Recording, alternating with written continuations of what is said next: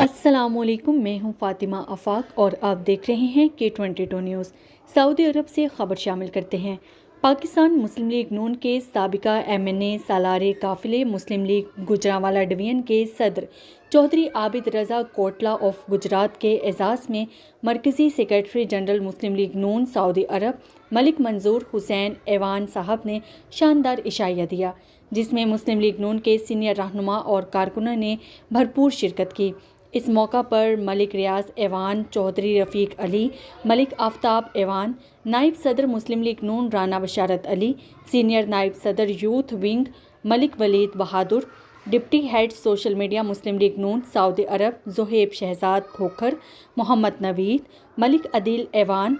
جمشید جمی، معروف حسین، عتیق حسین اور دیگر مسلم لیگی دوستوں نے بھرپور شرکت کی۔